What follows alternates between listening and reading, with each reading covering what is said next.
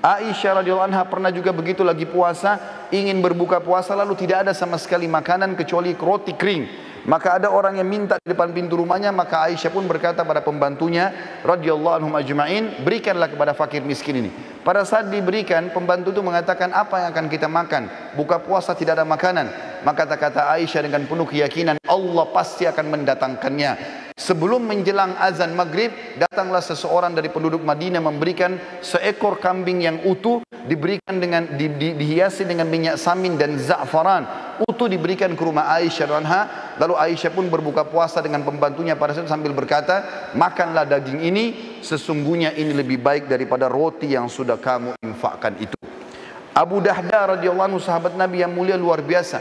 Beliau mendengarkan firman Allah turun di dalam surah Al-Baqarah 245 yang bunyinya, a'udzubillahi minasyaitonirrajim, man dzalladzi yuqridullaha qardan hasana. Siapakah yang ingin meminjamkan untuk Allah dengan pinjaman yang baik? Maka Abu Dahda datang kepada Nabi SAW mengatakan, ya Rasulullah, apakah Allah minta pinjaman dari kita? Kata Nabi SAW, iya. Maka kata Abu Dahda, ulurkan tanganmu ya Rasulullah. Lalu diulurkan tangan Nabi SAW, lalu dia memegang mengatakan, aku telah meminjamkan kebun kurmaku kepada Allah. Isinya 600 pohon kurma, semuanya karena Allah. Maka diberikanlah kepada Nabi SAW, lalu Nabi SAW bersedekah dengan hal tersebut. Lalu Nabi bersabda, kam min azkin radahin li Abi Dardah fil jannah. Berapa banyak yang akan didapat oleh Abu Dahda balasan pengganti pohon kurma ini di surga nanti. Terus Nabi SAW ulangi sampai banyak di antara sahabat yang menangis melihat sedekah tersebut. Abu Talha radhiyallahu anhu juga bersedekah dengan luar biasa. Beliau punya sebuah kebun kurma namanya Bayruha. Itu luar biasa indahnya dan ada mata air yang dingin di situ. Nabi SAW suka minum dari situ setiap harinya. Maka dia pun berkata, ya Rasulullah, aku telah membaca firman Allah dalam surah Al-Imran ayat 92 yang bunyinya, a'udzubillahi minasyaitonirrajim, lan tanalu birra hatta tunfiqu mimma tuhibbun wa ma tunfiqu min syai'in fa innallaha bihi alim. Kamu sekali-kali tidak akan pernah merasakan kesempurnaan dalam balasan pahala kebaikan sampai kalian menginfakkan yang terbaik yang kalian miliki, dan sungguhnya apapun yang kalian infakkan Allah Maha mengetahui.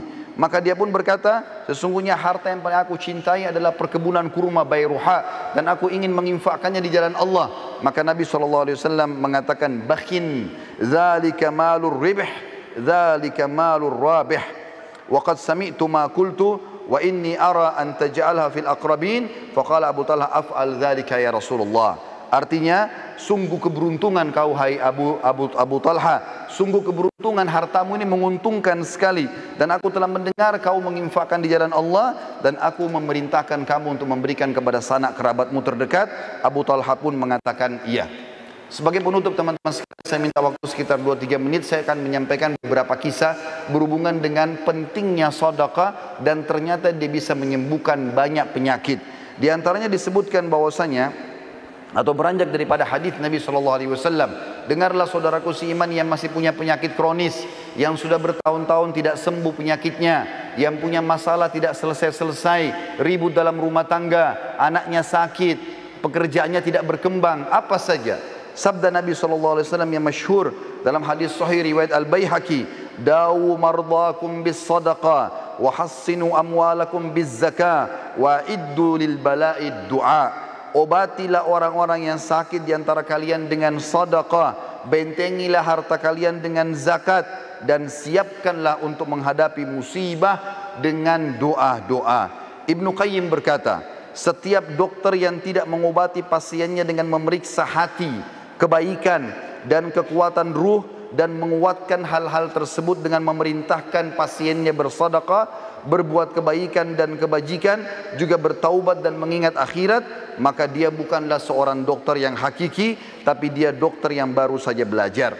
Disebutkan dalam sebuah kisah bahwasanya seseorang datang kepada Abdullah bin Mubarak. Dia mengatakan, hai Abdullah bin Mubarak, seorang ulama tabi'in, lututku telah mengeluarkan nanas selama 7 tahun. Aku sudah coba berobat di sana sini tapi tidak pernah sembuh. Maka Abdullah bin Mubarak mengatakan, keluarkan harta terbaikmu, lalu alirkanlah air untuk muslimin, gali sumur, maka aku berharap dengan itu Allah menyembuhkan penyakitmu. Orang itu pun melakukan, maka sembuhlah lukanya seketika pada saat itu.